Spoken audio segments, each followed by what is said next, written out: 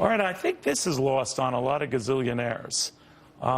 They can't sell their swanky penthouse apartments. They're getting very difficult to unload. So lately, one was cut down from $100 million to $72 million. Buy it now. All right, in the meantime, news that luxury real estate, at least when it comes to some key environments, are giving up a little bit of ground. There is a report that Steve Cohen, big hedge fund manager, cannot unload his penthouse. It was originally priced at $115 million, even though he paid $24 million for this property. He had to cut it down to something like $72 million. This is a preview of coming attractions, and does that trickle down as these prices go down? You know, Manhattan, for example, has been immune to what's been going on in the rest of the country. Maybe it's just catching up to the rest of the country or setting the stage. Jason Meister is a bear when it comes to real estate and says this is maybe a preview of coming attractions. David Lykken is a bull. I'm not quite convinced that this is a worrisome sign. So, David, you're not worried. Why not? Because the number one reason, Neil, is this is an effect of China beginning to crack down. Beijing is cracking down on what's referred to as hot money moving out of the markets. You look at the absence of Chinese investors in the real estate market, and they're really starting to have an impact, but it's only on the upper end homes. It's not having an impact down deeper. We still see a lot of housing demand, buyer demand for houses that are available. We still are dealing with some inventory issues. It's really not going to have a big impact. Love to hear what Jason's perspective is on this. What do you think, Jason? Neil, it's not just the overseas buyers. We've had 7.5 years of free money, and free money has created a development boom. And that boom, we're seeing those problems exist, where you have 14,500 new units coming online to New York City between now and 2017. We have 700 apartments in this city that are listed above $10 million. That's just too many apartments over $10 million. So I feel bad for all the people that are cutting their prices, but we need to see price correction, and we need to see it now. And I'm starting to see the bankruptcy starting to roll in on some of these developers. Yeah. And that's always a bellwether sign that we're in a frothy part of the market. Does it have a feel, though, to you, Jason, and I do want to get your thoughts on this as well, David, that this is something akin to what we saw prior to the meltdown in the housing industry, you know, close to a decade ago? Neil, it's like it. It's not the same. Every cycle is different. You don't have the same kind of debt levels that people took on in the 07, 08 crisis.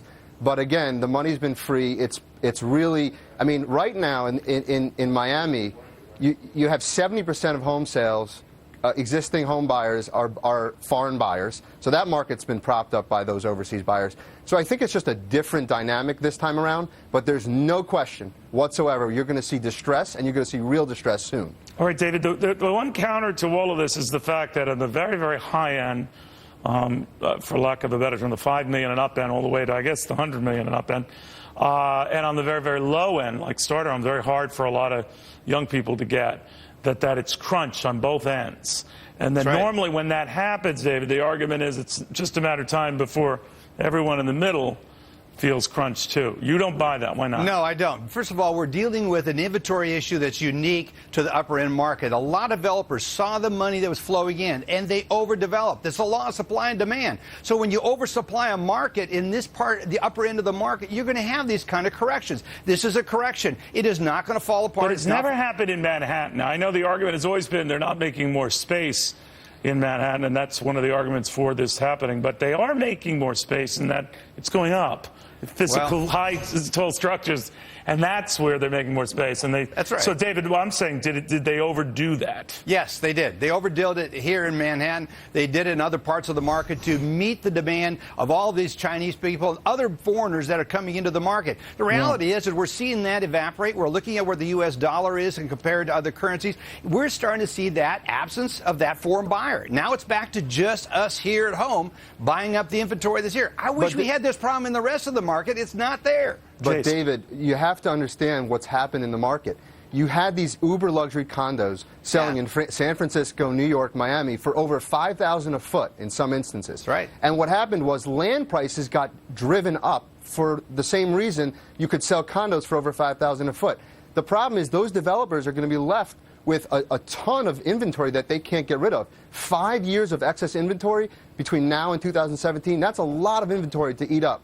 Good point, Jason, but here's the deal. How much of the market, real estate market, is comprised of this type of property? While if you look at it on a dollar value standpoint, it's significant. If you look at it on a unit basis, the number of properties that are in this category, it's inconsequential to the overall big market. So yes, unfortunately, we're going to see some bankruptcies of developers that have built in this market. They overbuilt. They should have learned from the last time. The regular market that we're seeing out there, the builders are not overbuilding. And so we have an inventory issue. Bottom line, our viewers are going to be able to get a penthouse in Manhattan for a song, maybe 20, 25 million tops. All right, guys, thank you both Good to be here very much.